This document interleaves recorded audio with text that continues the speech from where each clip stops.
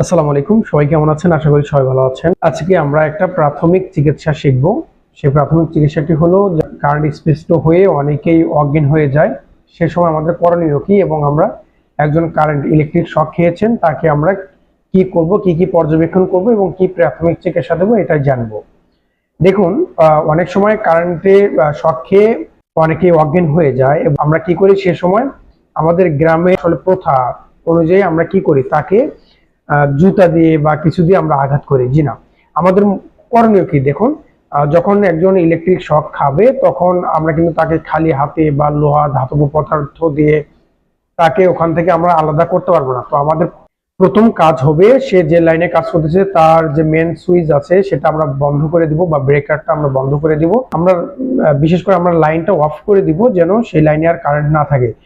যদি আমাদের তা জানা না থাকে যে কোথায় ব্রেকার আছে বা কোথায় এই লাইনের সংযোগটা আছে, তো আমরা যদি না জেনে থাকি তাহলে আমাদের কি করতে হবে, আমাদের হচ্ছে শুকনা কাঠ বা রাবার প্লাস্টিক এগুলো দিয়ে তাকে সেই ইলেকট্রিক যে স্থানে ইলেকট্রিক শক খেয়েছে সে তার থেকে বা সেই বোর্ড থেকে বা সেই জায়গা থেকে তাকে প্রথমে তো সরিয়ে নিতে হবে। সরিয়ে নেওয়ার পর আমরা অনেকে কি করি, অনেকে তার গালে মুখে আস্তে আস্তে করে আঘাত করি এবং কথা বলার চেষ্টা করি। হ্যাঁ, অনেকে তাকে ঝাঁকুনি দেয় এবং অনেকে সঙ্গে সঙ্গে পানি খেতে বলে, গরম দুধ দেয়, এটা ওটা হাবিজাবি খাওয়াতে বলে।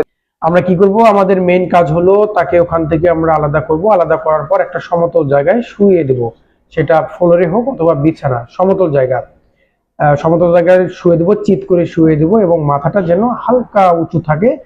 হালকা উঁচু এর জন্য থাকবে হার্টের যেন রক্ত চলাচলটা স্বাভাবিক হতে পারে এবং সে যেন শ্বাস নিতে পারে। তারপর খেয়াল করব সে শ্বাস নিতে পারতেছে কিনা বা সে কথা বলতেছে কিনা, তার হার্ট চলাচল করছে কিনা, তার পালস রেট পাওয়া যাচ্ছে কিনা। দেখুন, অনেক সময় আমরা খেয়াল করি না এসব জিনিস। এবং আরেকটা জিনিস খেয়াল করতে হবে যে সে ইলেকট্রিক শক খাওয়ার পর তার কোথাও পুড়ে গেছে কিনা। ইলেকট্রিক শক খাওয়ার পর যদি পুড়ে যায় সেক্ষেত্রে আমরা 10 থেকে 15 মিনিট ঠান্ডা পানিতে সেই জায়গাটা পরিষ্কার করব, কিন্তু সেখানে কোনো ডিম, পেস্ট, মলম, ক্রিম কিছু লাগাবো না। একটা সুতি কাপড় বা গজ কাপড় থাকলে সেটা নিয়ে আমরা ঢেকে নেব এবং তাকে চিৎ করে শোয়ানোর পর আমরা তার পালস রেট দেখবো বা হার্ট চলছে কিনা, সে শ্বাস নিচ্ছে কিনা। যদি এগুলো না পাওয়া যায় তখন আমরা সিপিআর দেব। আমার আগের ভিডিওতে সিপিআর সম্বন্ধে ধারণা দেওয়া আছে, কিভাবে সিপিআর দেওয়া হয়, আপনারা চাইলে দেখে নিতে পারেন। তখন আমরা সিপিআর দেব। সিপিআর এই জন্য দেবো যেন তার হাড়ের রক্ত চলাচলটা আবার পুনরায় সচল হয় এবং সে দ্রুত যেন সুস্থ হতে পারে। আর তাৎক্ষণিক আমরা আমাদের নিকটস্থ হাসপাতালে আমরা তাকে নিয়ে যাওয়ার ব্যবস্থা করব। এবং যদি আমাদের নিকটস্থ হাসপাতাল না থাকে এবং আমরা অনেক দূরে থাকি, সেক্ষেত্রে আমরা 999-এ ফোন দিয়ে আমরা যোগাযোগ করব এবং পেশেন্টকে হসপিটালে নিয়ে যাওয়ার ব্যবস্থা করব।